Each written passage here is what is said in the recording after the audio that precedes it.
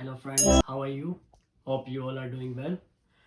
तो आज हम बात करेंगे यूएस वीज़ा के बारे में। तो अभी करंटली लास्ट 20 तारीख को मेरा यूएस का वीज़ा आया है। तो मैंने लास्ट दिसंबर में अप्लाई किया था। और आज हम उसी रिलेटेड बात करेंगे कि आपको यूएस वीज़ा जब आप लेते हो तो उसके लिए आपको क्या फॉर्म फिल करना पड़ता है। और दूसरा, जब हम फॉर्म फिल करते हैं और उसके बाद में हमारे पास जो उसके अंदर क्या कॉस्ट आती है, कितना टाइम लगता है, क्योंकि आज आज के जो टाइम में बहुत आगे की आपको अपॉइंटमेंट मिल रही हैं, बहुत लेट की अपॉइंटमेंट मिल रही हैं। तो उस रिलेटेड हम सारी बात करेंगे। तो हम ज़्यादा टाइम वेस्ट ना करते हुए हम वीडियो को स्टार्ट करते हैं। तो पहले तो जब आप यू एज अ स्टूडेंट यहाँ पे कनाडा के अंदर आते हैं तो आपके पास एक बहुत बड़ी अपॉर्चुनिटी होती है कि आप यूएस वीज़ा अप्लाई कर सकते हैं उस टाइम।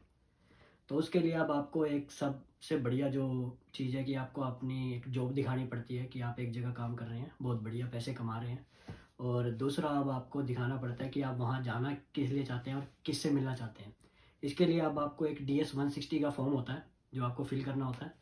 और उस फॉर्म के बारे में हम ज़्यादा बात नहीं करेंगे कि उस क्या क्या बात करनी है। अगर आपको फिल, क्योंकि बहुत ईजी प्रोसेस है वो DS-160 का फॉर्म है जो फिल करना है। अगर फिर भी अगर आपको कोई दिक्कत आती है तो आप कमेंट के अंदर पोस्ट करिए, तो हम उसके रिलेटेड भी आगे से एक वीडियो बना देंगे। बट मैं आपको एक चीज़ सजेस्ट करना चाहूँगा। उसके अंदर एक सिंपल सा ऑप्शन होता है कि आप जब आप यूएस वीज़ा अप्लाई करते हो तो वो आपसे पूछता है कि आपने कितने दिन वहाँ पे स्टे करनी है। तो उसके अंदर आप सिर्फ ये लिखिए कि हमने सिर्फ 20 आवर्स के लिए जाना है और उसके ड्यूरेशन के अंदर ही हमने वापसी आ जाना है। और उसके, क्योंकि उसके बाद वो आपसे कुछ नहीं मांगेगा कि आप कौन से होटल में स्टे करना है और क्या सब है। नहीं तो अगर आप लिखते हो कि हाँ हमने 2 दिन के लिए जाना है तो आपसे पूछता है इन्फॉर्मेशन कि आप कौन से होटल के अंदर स्टे करोगे, आपके टिकट्स की बुकिंग क्या है और ये सब सब कुछ। तो जब आप 24 आवर्स का डालते हो तो उसके बाद आपसे कुछ नहीं पूछा। तो मेरे लिए आपके लिए यही रिकमेंड करूँगा कि आप वही चीज़ डालें 24 आवर्स का, कि आप उन सब चीज़ों से बच जाएंगे। बाकी बहुत सब इजी सा प्रोसेस है, कोई ज़्यादा लंबी चौड़ी बात है नहीं उसके अंदर। और रही बात कॉस्ट की, कॉस्ट के लिए जब हम वीज़ा अप्लाई करते हैं तो बाद में पेमेंट का ऑप्शन आता है। जो हम पे करते हैं वो 160 USD होता है। बाकी वो डिपेंड करता है एक्सचेंज रेट पर। जब मैंने दिसंबर में अप्लाई किया था लास्ट ईयर 2022 के अंदर, तो उस टाइम एक्सचेंज रेट लगा के 223 समथिंग कैनेडियन का आया था अमाउंट सारा। और अब भी इतना ही चल रहा है, कोई ज़्यादा एक्सचेंज रेट है नहीं, 1.24 का एक्सचेंज रेट है। और बस इतनी ही कॉस्ट आती है। बाकी आपके डिपेंड करता है कि अब आप अपॉइंटमेंट कहाँ लेते हैं। अब जैसे कि मैं विंडसर के अंदर रहता हूँ, मैंने अपॉइंटमेंट टोरंटो के अंदर बुक करी थी। तो मुझे कोई जाने का खर्चा नहीं आया, क्योंकि जब मैं गया अपनी गाड़ी पर तो मैं राइड लेता गया, उससे खर्चा निकल गया, आते हुए भी मैं राइड लेता आया। अभी एक मेरा दोस्त था, उसने अपॉइंटमेंट ली वैंकूवर की, और उसने $1000 तो मतलब वहाँ जाने में, रहने में, खर्चने उसमें सब खर्च कर दिए। और ये तो सब आप पे डिपेंड है कि आपने कितना खर्चा है। बाकी जो नॉर्मली जो कॉस्ट है उसकी वो 224 ही आती है। उसमें ही आपका इंक्लूडिंग आ जाता है। जब आपका वीज़ा लग जाता है तो वो आपका यूएस एम्बेसी वाले पासपोर्ट रख लेते हैं। उसके बाद जब आपको वो भेजते हैं वो उसी के अंदर ही फीस इंक्लूड होती है, उसके लिए आपको कोई एक्स्ट्रा पे करने की ज़रूरत नहीं है। मतलब ऑल एंड ऑल आपका जो खर्चा है जो एम्बेसी को आपने देना है वो 220 समथिंग देना है कैनेडियन के अंदर। बाकी एक्सचेंज रेट पर डिपेंड करता है। और मैं अब आपको अपना बताता हूँ कि वो जो मेरा जो वहाँ पे गया तो मेरा क्या एक्सपीरियंस रहा, उन्होंने क्या क्वेश्चन पूछे उसके बारे में आपको मैं बताता हूँ। कि जब मैं वहाँ पे गया तो उन्होंने सिर्फ मेरे से 3 से 4 क्वेश्चन ही पूछे। पहली, कि अब आप जाना क्यों चाहते हो वहाँ पे। तो मेरा नॉर्मली सा था जवाब कि मैं विंडसर के अंदर रहता हूँ, अक्रॉस द बॉर्डर ही जाना है, और कि मेरा बिल्कुल साथ में यूएस है, मेरे बहुत से फ्रेंड्स के पास है, तो मैं उन्हीं के साथ जाना चाहता हूँ, कि मैं वो देखना चाहता हूँ कि यूएस कैसा है। और दूसरा वो पूछते हैं कि अब आप यहाँ पे काम क्या करते हो।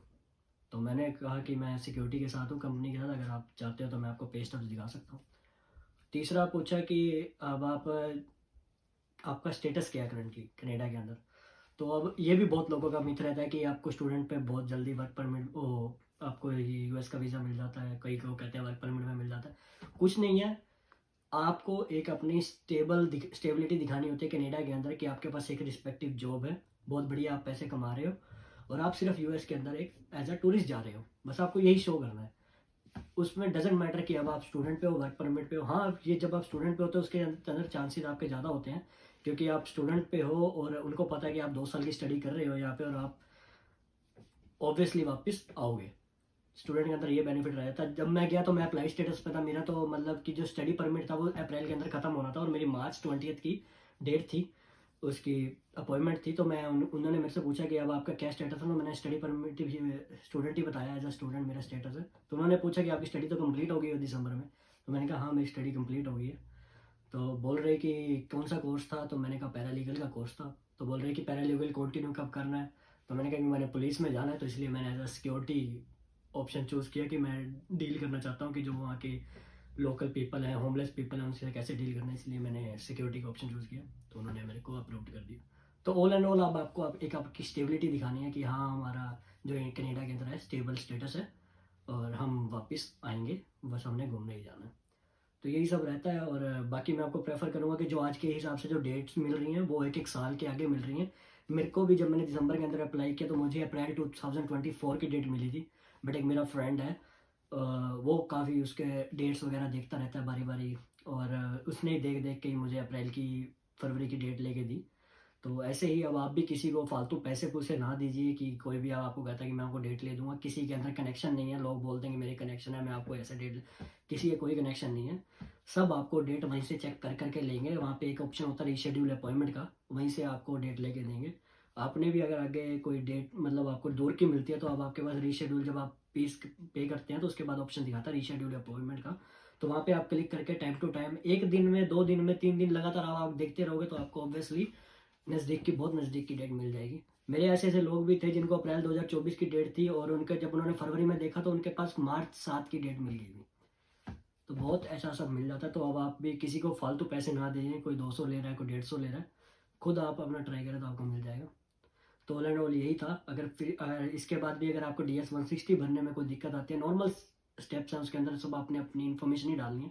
फिर भी अगर कोई दिक्कत आती है तो आप कमेंट के सेक्शन के अंदर पोस्ट करें, तो मैं आपको उसके रिलेटेड भी वीडियो बनाऊंगा। बाकी वीडियो को शेयर कर दें, लाइक कर दें और सब्सक्राइब कर दें।